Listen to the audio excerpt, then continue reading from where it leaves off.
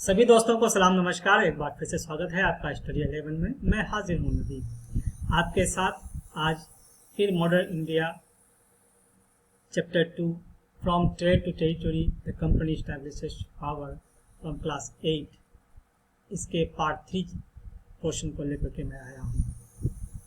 इससे पहले आपके साथ 2 वीडियो मैंने शेयर किया है, जिसमें से जो पहला वीडियो था, जो पहला पार्ट था, और उस पहले पार्ट में हमने death of Aurangzeb, weak rulers after Aurangzeb, disintegration of Mughal empire, formation of regional kingdoms, end of Mughal empires पर एक ससरी निगाह डाली थी। और फिर हम पार्ट 2 में लेकर के आए आपके लिए फॉर्मेशन ऑफ EIC यानी East India Company, getting charter, coming of European traders और companies, rivalries and causes of rivalries, उसके बाद रिजल्ट्स आफ्टर राइवलरीज। उसके बाद फिर आज हम पार्ट 3 लेकर के आ रहे हैं, जिसमें हम establishment of factory in Bengal and traders as factors, settlement of merchants near factory, activities of EIC and restrictions applied by the nawabs of Bengal and conflicts.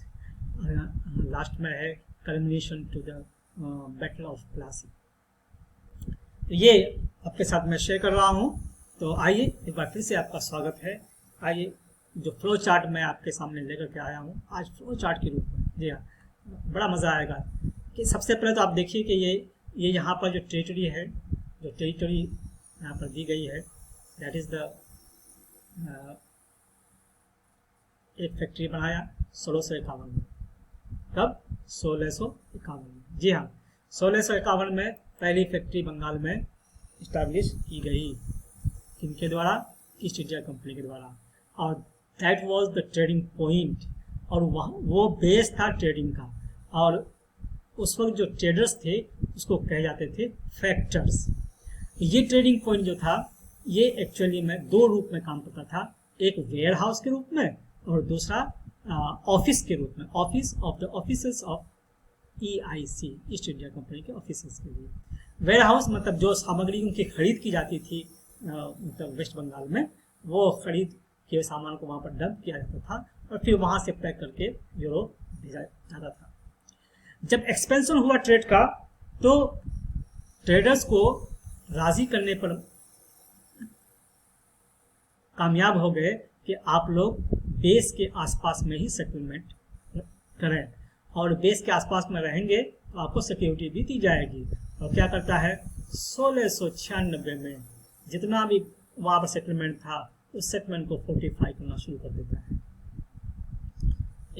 Expansion की कैसी कैसी पॉलिसी है जरा देखिए। 2 साल बाद 1698 ईस्वी में क्या करते हैं, ये नवाब के ऑफिसर्स को ब्राइब दे करके वहाँ के 3 गांव को खरीद लेते हैं। वो 3 गांव कौन कौन से थे? सुल्तानुती 1, गोविंदपुर 2 और कालीकटा 3। कालीकटा जो कि अभी कोलकाता के नाम से मशहूर है, जो सिटी है। ये लोग प्रेशर भी करने लगे कि भाई जो हमें कॉन्सेशन, मोर कॉन्सेशन दीजिए, हमको और चाहिए कॉन्सेशन। और जो एग्जिस्टिंग जो ड्यूटी फ्री का ये था प्रमाण था, उसमें भी वो लोग हेरफेर करते थे, यानी वो अपने अंदाज से इंटरप्रेट करते थे जहां उनको फायदा लगे। जी हाँ, तो आइए कि फरमान क्या था भाई। तो सबसे पहले जो जहांगीर ने फरमान जारी किया था, यानी कि जो उनके दरबार में आए थे, उनके जहांगीर के दरबार में कौन आए थे, उनका नाम क्या था, जरा आप बताएंगे। जी हाँ, चलिए, तो जहांगीर ने जारी किया था, फिर औरंगजेब ने जारी किया। ये फरमान क्या था? फरमान क्या था कि duty free trade for EIC, not for private. ध्यान रखिएगा, ये प्राइवेट में ही सब होता है। तो कंपनी के ऑफिसर्स क्या करते थे, एक तरफ तो वो EIC के लिए ट्रेड करते थे, दूसरी तरफ वो EIC के कंधे पर बंदूक रख करके वो अपना ट्रेड करते थे, और उसमें भी वो ड्यूटी फ्री चाहते थे। इसी का विरोध होता था, और विरोध होकर जब उसकी मांग की जाती थी तो EIC रिफ्यूज करते थे और बुरा भला भी करते थे नवाब और नवाब के ऑफिसर्स को। जी हाँ, which was the loss of revenue for the nawabs.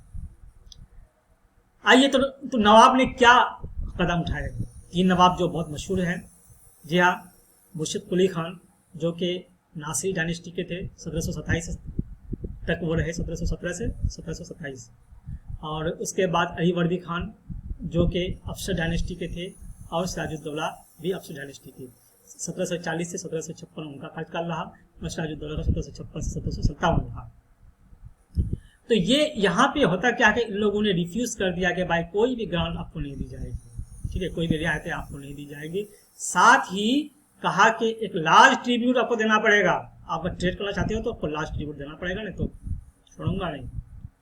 जी हाँ, और ये कहा कि आप के मिंटिंग जो कर रहे हैं कॉइन्स का, ये भी आप बंद करिए, ये भी आपको नहीं दी जाएगी इसकी अनुमति। और साथ ही ये भी कहा कि आप जो एक्सटेंशन कर रहे हैं ना फोर्टिफिकेशन का, जो सेटलमेंट को भी घेर रहे हैं, वो भी आपको इसकी उनकी इजाज़त नहीं दी जाएगी।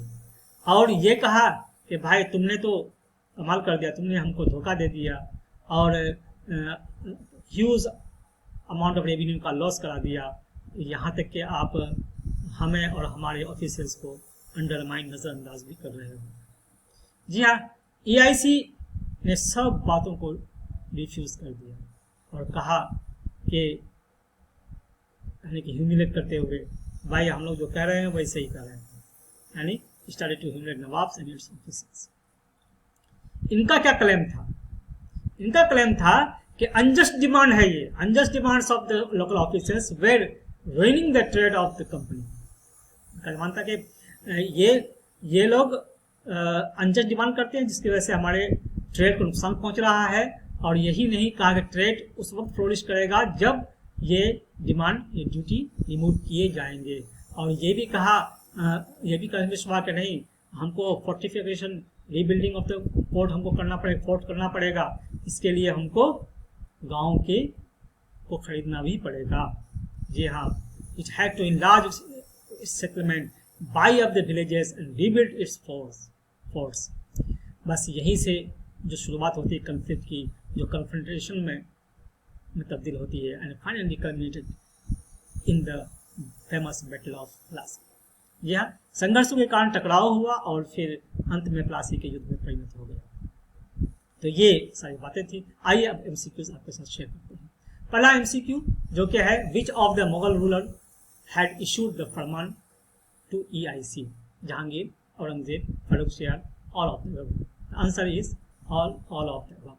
फर्रुखसियार ने क्या दिया था फरमान के अलावा? क्या उनके यहाँ आता है, वो आता है दस्तक। जी हाँ, यानी कि दस्तक जो दिया गया था फर्रुखसियार के द्वारा दिया गया था। दस्तक फर्रुखसियार किस बात से खुश होकर के दिए थे, ये आप बताएंगे। वो भी मैं बोल ही दूँ कि उनका इलाज किया गया था, और वो इलाज करने वाले सर्जन का नाम क्या था, तो आप बताएं। नेक्स्ट आते हैं, next question. Around 1698 EIC got zamindari of 3 villages, what were those? जी हाँ, व्हाट वेर दोज विलेजेस? तो आपको मालूम ही है, यहाँ पर 4 ऑप्शन दिए हुए हैं, सुतानीति, गोविंदपुर, कालीकट एंड चंद्रनागौर। ये चार विलेजेस का नाम यहाँ पर दिया हुआ है 4 ऑप्शन में। यहाँ एक ऑप्शन सही है आपको, जैसा कि हमने बताया था, सुतानीति, गोविंदपुर और कालीकटा, ये आंसर होगा। Answer is 1 is the answer here. Next आते हैं, और फरमान का अर्थ क्या है? Farman, the royal order granting the company to collect revenue. A royal order granting the company the right to trade duty free, though a royal order granting the company the right to trade duty free and collect the revenue both. And 4 है all of the above। यहाँ पर जो answer होगा 2 number answer होगा, क्योंकि ये एक royal order था जहाँ पर ड्यूटी फ्री ट्रेड करने का ही परमिशन दिया गया था। चलिए, तो नेक्स्ट आते हैं हम, और in what manners there was a loss of revenue in Bengal. तो यहाँ पर एक था कि private trade of officers of EIC without paying duty, दूसरा था officers of EIC issued dastak. Both, none of the above. यहाँ पर बोथ होगा आंसर, क्योंकि EIC के ऑफिसर्स भी दस्तक इशू कर देते थे वहाँ के लोकल ट्रेडर्स को और भी दूसरे लोगों को। इससे काफ़ी रेवेन्यू का लॉस हुआ और खुद प्राइवेट इनका अपना ट्रेड भी करते थे ये लोग। नेक्स्ट आते हैं हम लोग, और नेक्स्ट है choose the correct statement. EIC factory established factory near river Hooghly in 1651. Merchants and traders were persuaded for settling near the base. By 1696, EIC started fortification around the settlement. All of the above. So answer is here, all of the above. जी हाँ, next question आते हैं। Choose the incorrect statement. ध्यान दीजिएगा, incorrect statement मैं मांग रहा हूँ यहाँ पे। Choose the incorrect statement for the cause of conflicts between Nawab and EIC.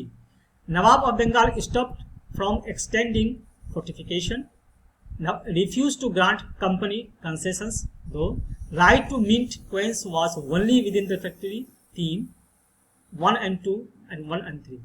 यहाँ पर जो आंसर होगा ये refuse to grant the company concessions, यानी वो नहीं होकर के आपका right to mint coins was only within the country, यानी कि वो चाहे अंदर हो चाहे बाहर, फैक्ट्री के बाहर कहीं भी मिंट नहीं करना है, यानी मिंटिंग ऑफ कॉइन्स को प्रोहिबिटेड कर दिया गया था। यहाँ नेक्स्ट आते हैं 20th क्वेश्चन, और ये है choose the incorrect statement for the cause of conflict between nawab and EIC as the actions of EIC was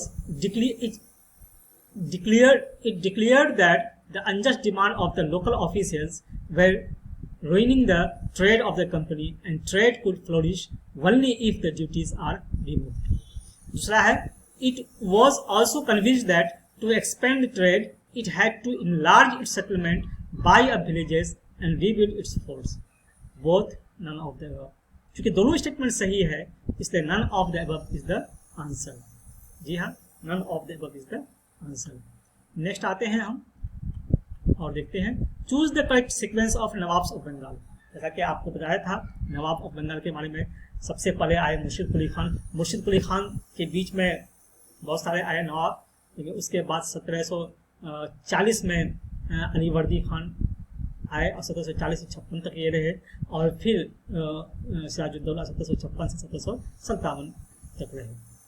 जी हाँ, प्लासी की लड़ाई थी। तो ये सीक्वेंस है, यानी कि यहाँ पर जो आंसर होगा ओनली 1 इज द आंसर।